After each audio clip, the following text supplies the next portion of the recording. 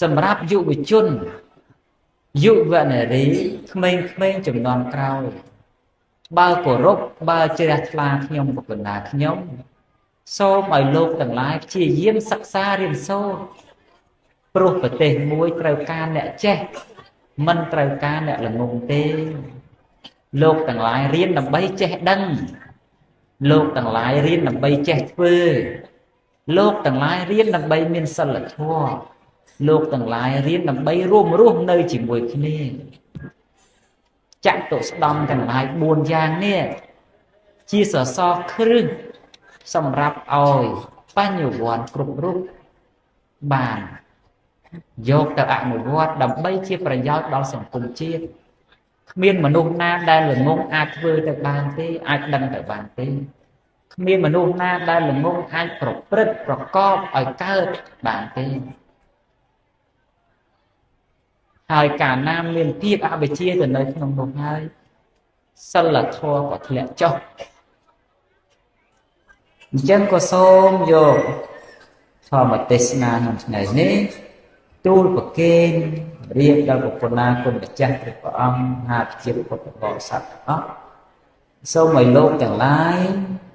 កាលណាមានជំនឿនិងសទ្ធាហើយក៏បីមានទំនួលខុសត្រូវក្នុងសទ្ធានិងជំនឿរបស់ខ្លួនកុំឲ្យតែការខ្វះទំនួលខុសត្រូវរបស់ខ្លួនញ៉ាំទុកទោសឲ្យដល់ខ្លួនឯងនិងក្រុមគ្រួសារនឹងអញ្ចឹងប្រយ័ត្នអានឹងមិនមែនទេ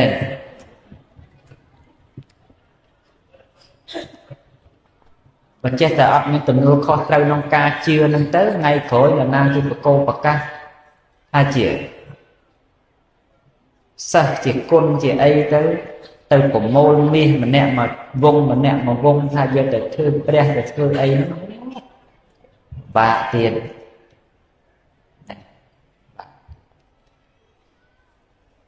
ខ្ញុំកណាខ្ញុំអត់ទេខ្ញុំកណាខ្ញុំតាំងពីបុរាណតាំងពីដើមមកគឺមិនរៃអង្គាសនេះមួយមិនឃោសនានេះពីរមិនលើកតាំងខ្លួននេះ3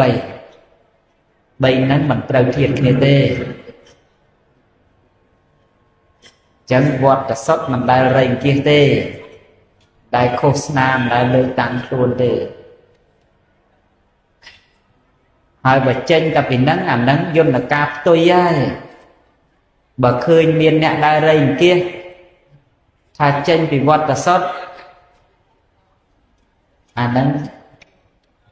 ឃើញនៅស្រុកញ៉ាណាអញ្ញាធរស្រុកនោះគិតគូមើលទៅ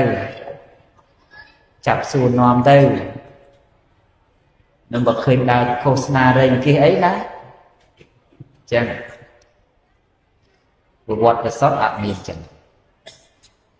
អត់ដែលតាំងពីដើមធ្វើវត្តធ្វើតែវត្តទៅមានបណ្ណាធ្វើប៉ុណ្ណឹងទៅមិនដែលទៅដើររែងគិះតាមផ្សារតាមរូបបាយរូបកាហ្វេអីទេ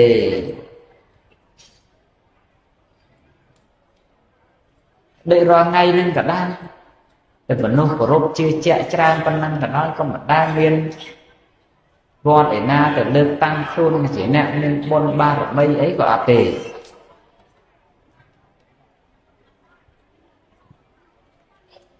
ចេញទៅពីពិភពខាងក្រៅទេถ้าចេញពីពិភពខាងក្រៅក៏ចេញទៅចោលតែសូមឲ្យការចេញនោះស្ដាប់ដល់សោតប្រសាទរបស់យើងហើយយើងទាំងឡាយកុំឲ្យវាចូលទៅក្នុងកៅអៅបេះដូងយើងភ្លាមពេកត្រូវឲ្យវាឆ្លងកាត់ខួរក្បាលយើងសិន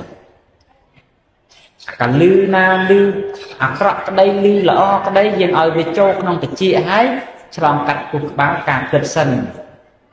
មើលសភាវៈជាក់ស្ដែងមើលដំណឹងដែលឮហើយយកមកគិតថាគួរឬមិនគួរបើឃើញតែគួរហើយសូមលោកបប្រតិបត្តិតាមចុះបើឃើញថាមិនគួរទេឆាប់ដកខ្លួន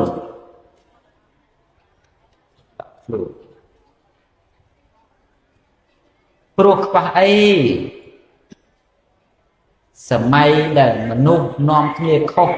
ភ្លុកទឹកភ្លុកដីហ្នឹងនោះមិនចេះខ្វះទេចំនួនណាក៏មានដែរសម័យណាក៏មានដែរដែលនាំគ្នាជឿខុសទៅ vừa ở bài khung bài đôi cái kiêng từng lẹ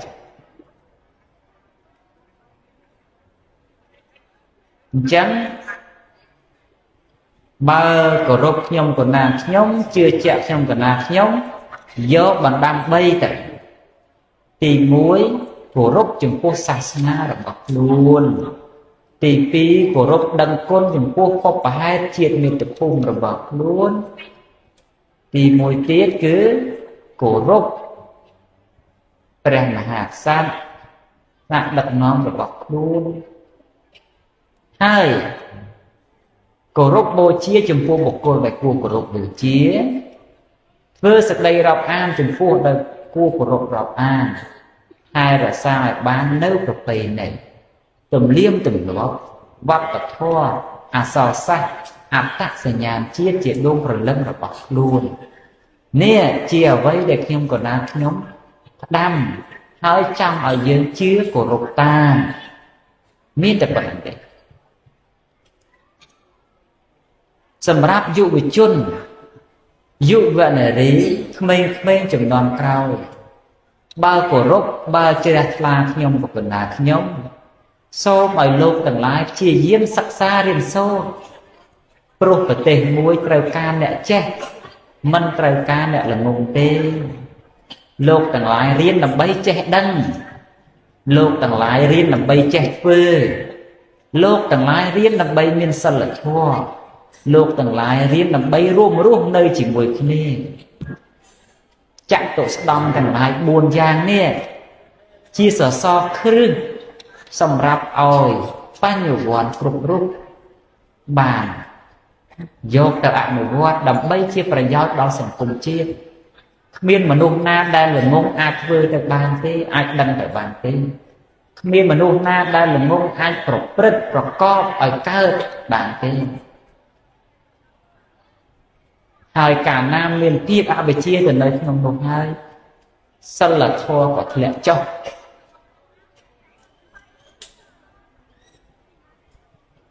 cả na sân là thua lẽ cho hai mình lúc ai ruộng nơi chỉ môi kia bàn sọc tê pro sừng cùng môi sừng bô tại đây mình lúc sân là thua chân bàn mình của mà rây tầm chỉ sách bao nhiêu quan bật đất này sách cướp xà la cướp nặng cướp khủng đất sau chi diêm sắc xa riêng sốt proteh dương trời ca dương tầng ọc mì đầm bày ruông chùm này đa lần vinh ở bàn đầu tiếp xúc ở đồng rung nì tiếng này sắc này tiếng này xe tệ kệ tiếng này ác thì bộ lư cướp vì sạch sài lư của chi phổ rót đai chi của chi phổ rót miền chùm này đăng miền chùm này vư miền chùm niên phất bọc bạc cho bạc luậtประกอบด้วยกรองสลัดทอนึงเด็กจีเวียนไอ้เจ๋รวมจิมมวยมนุษย์ทองนี่กองเอาครูนจิเนี่ยเมียนมันเจ๋รวมเนยจิมมวยเนี่ยกรอกองเอาครูนจิเนี่ยกรอมันเจ๋รวมเนยจิมมวยเนี่ยเมียนปลุกการนาสังคมได้ใบใจได้เนี่ยเมียนเนี่ยกรอในให้ได้บ่งการไอ้เตจีนับกับเล็บหนึ่งปะเกวัดมันจงสำรองนี่เราเรียกเนี่ยกรอเนี่ยมีvừa ai mình không đăng tin cụ nít liệt một cái chân dương vừa đôi mà đấy tàu che rôm rút chỉ mười này bồn đất tàu che sầm cua nẹt khai tàu che obstacle bồn đất nẹt miên tàu che sầm cua nẹt cro tàu che sầm cua nẹt miên sầm bắt trọc thôn thiên dọc một chài với chu nẹt cro vơ nở cầm láng bệnh chênh nở cầm láng đầm bấy bầm ra ói tầm nào cá rồi bó nét trao ca rút chỉ mùi nỉ chân sừng cung ní trao ca tổng lay này sao là thua ở smart nỉ lâu dương kia mình nuôi cha ha bởi dương mình prao việc sầm đây chỉ crom sao là thua chỉ mùi mềm thế តើក្មេងនឹងសប្បាយចិត្តជាមួយយើងទេ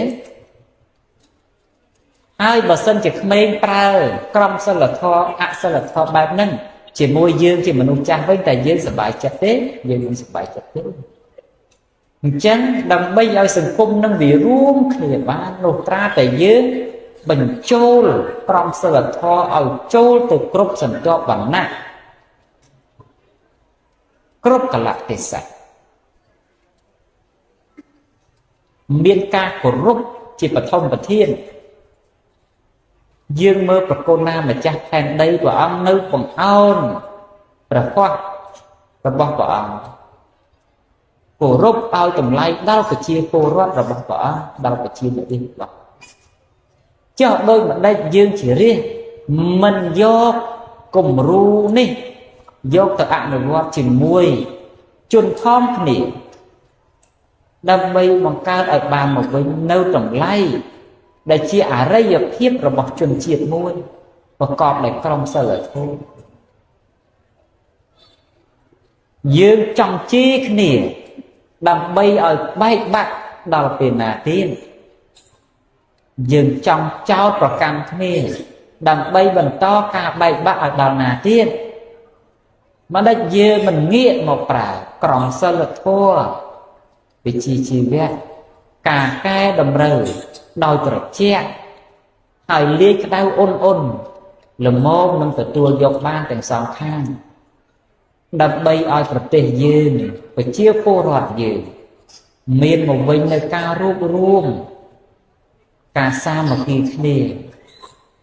ខ្ញុំក៏ណាខ្ញុំរកពាក្យដតីនិយាយមិនឃើញក្រៅពីពាក្យថាសូមឲ្យខ្មែររួបរួមសាមគ្គីគ្នាទេខ្ញុំក៏ណាខ្ញុំមើលមិនឃើញអំពីតម្លៃអ្វីផ្សេងក្រៅពីនេះទេព្រោះការបែកបាក់គ្នានេះហើយដែលបន្តឲ្យយើងបាននៅសោកនាដកម្មពីមួយចំនួនទៅមួយលោកទាំងឡាយកុំយល់ច្រឡំណាថាផ្នត់គំនិតរបស់ខ្ញុំក៏ណាខ្ញុំកំពុងតែអូសលោកទាំងឡាយឲ្យចូលក្នុងជំនឿដែលគ្មានហេតុផលទាំងអស់នោះមិនដូច្នោះទេណត់គំនិតរបស់ខ្ញុំក៏ណាខ្ញុំព្យាយាមពង្រួមរវាងខ្មែរនិងខ្មែរឲ្យរួមរស់ជាមួយគ្នាដោយសុខសន្តិភាពនិងស្ថិរភាពកុំប្រកាន់គ្នាដោយនិន្នាការនយោបាយកុំឆ្លោះប្រកែកគ្នាដោយការគោរពប្រណិប័តជំនឿសាសនាកុំប្រទាំងប្រទេសគ្នារវាងវប្បធម៌ប្រពៃណីទំនៀមទម្លាប់និងច្បាប់ពិន័យត្រូវចេះពង្រួមគ្នាចេះអបស្ទប់គ្នាឲ្យរស់នៅជាមួយគ្នាដោយសុខសន្តិភាពស្ថិរភាពអញ្ចឹងគេសួរទៀតហើយថាបើសិនជាព្រះអង្គមិនអូសមនុស្សឲ្យទៅបែបនេះតែហេតុអ្វីព្រឹត្តិការណ៍បែបនេះកើតឡើងព្រឹត្តិការណ៍បែបនេះកើតឡើងព្រោះតែលោកទាំងឡាយមានសទ្ធាតែខ្វះទំនួលខុសត្រូវក្នុងសតិរបស់ខ្លួនធ្វើឲ្យចាញ់ការអូសទាញរបស់បុគ្គលពួកដែលមិនស្គាល់ប្រភពជារឿងសំខាន់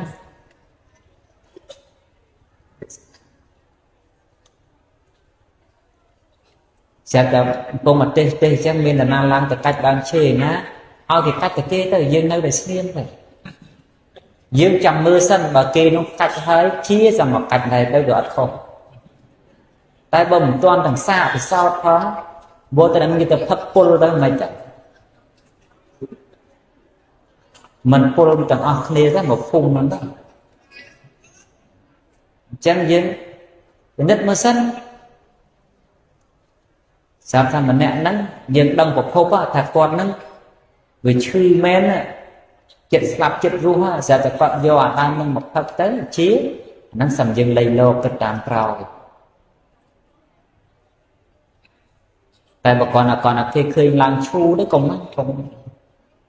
ជួបការគេកំពុងតែអូសទាញយើងទេឲ្យលងក្នុងជំនឿដែលគ្មានហេតុផលទេហើយបង្កើតជាបាតុភិបឲ្យមានរុក្ខភាពទាំងអស់ហ្នឹងក្នុងសង្គមមក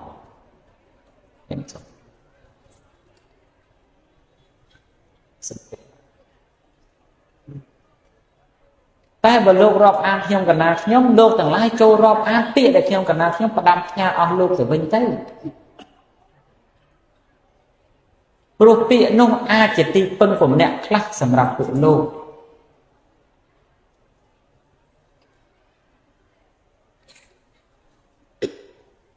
ពាក្យដែលចេញពីខ្ញុំកណាខ្ញុំទៅខ្ញុំកណាខ្ញុំមានការទទួលខុសត្រូវក្នុងពាក្យពេចន៍ទាំងអស់នោះជាពិសេសការផ្ដាំផ្ញើឲ្យលោកទាំងឡាយប្រណិប័តគោរពនោះ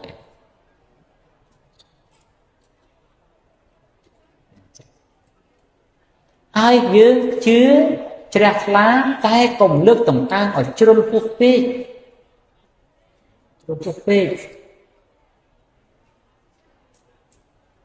ត្រូវស្គាល់ច្បាប់ក្បួនខ្នាតចឹងមកខ្ញុំកណាខ្ញុំទៅកន្លែងខ្លះឃើញគេដាក់ខ្លះមកចាំទទួលនេះខ្ញុំកណាខ្ញុំចូលដៃជាមួយទៅ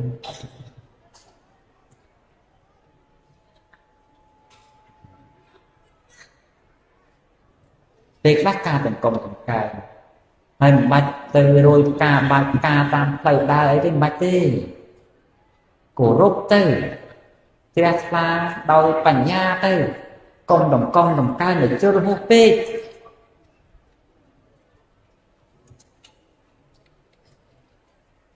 ហើយមុននឹងជឿមុននឹងគោរពស្ដាប់មើលសិនពិនិត្យមើលសិន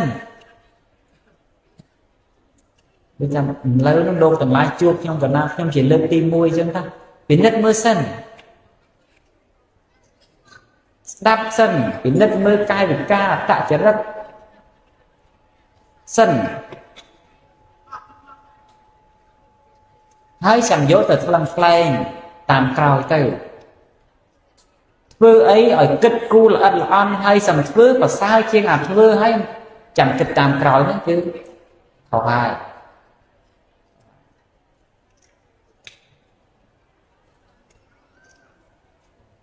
ដូចខ្ញុំបណ្ដាខ្ញុំលើកខាងដើមមិញអញ្ចឹងថាខ្មែរយើងច្រើនតែចាញ់បោករឿងអ្នកមានបុណ្យហ្នឹងច្រើនអញ្ចឹងកុំឲ្យមាន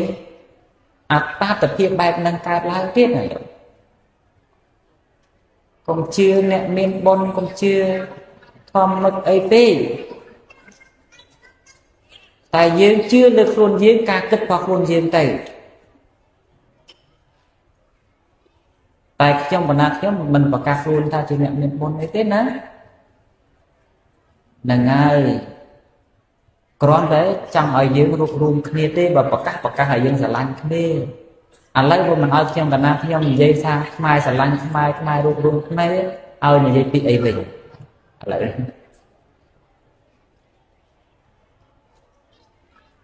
យបែងចែកបពុទៀតឬយ៉ាងម៉េច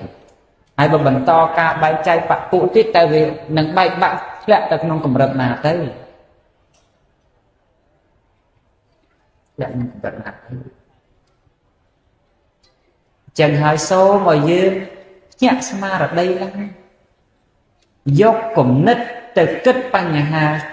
សេដ្ឋកិច្ចគ្រួសារជីវភាពគ្រួសារចំណេះដឹងជីវភាពប្រចាំថ្ងៃចូលរួមជាបុគ្គលម្នាក់ឲ្យទៅជាសរសៃឈាមជាសាច់ជាស្បែករបស់សង្គមជួយឈឺឆ្អាលអំពីបញ្ហាសុខសុវត្ថិភាពសម្រាប់ធ្នាប់អនាម័យរបស់ប្រទេសថែរក្សាបរិស្ថានថែរក្សាឲ្យបានមកវិញនៅអ្វីដែលយើងកំពុងមានបច្ចុប្បន្នឲ្យវារឹងរឹតតែដោះលូតលាស់ទៅកុំឲ្យវារិចរិលទៅហើយជាពិសេសហ្នឹងគឺតម្លៃវប្បធម៌ហ្នឹងឯងពីខ្ញុំកណាខ្ញុំមិនដែលចោលពាក្យហ្នឹងទេព្រោះថាបើប្រទេសមួយជនជាតិមួយមិនស្គាល់ពីវប្បធម៌ខ្លួនឯងគឺស្មើនឹងគង់ទៅដល់ថ្ងៃអាលាយទេអាលាយអីអាលាយអត្តសញ្ញាណហ្នឹងទឹកដីបំបត្តិទៅណាតែបាត់អត្តសញ្ញាណត្រង់ណាដែលសម្គាល់ថាជាខ្មែរបច្ចុប្បន្ននោះវារមមើលពេលខ្លះវាអត់ឃើញក្នុងអាជីវភាពប្រចាំថ្ងៃនេះវាស្ទឹងតែបាត់បង់ហ្នឹងលោកដឹងទេគោលនយោបាយរបស់ប្រធានាធិបតីចិនស៊ីជីនពីងក្នុងឆ្នាំ2024-25គឺលើកទិសដៅមួយឲ្យប្រជាពលរដ្ឋគ្រប់ស្រទាប់វណ្ណៈក្មេងចាស់ស្គាល់អំពីវប្បធម៌របស់ខ្លួនអញ្ចឹងបានប្រទេស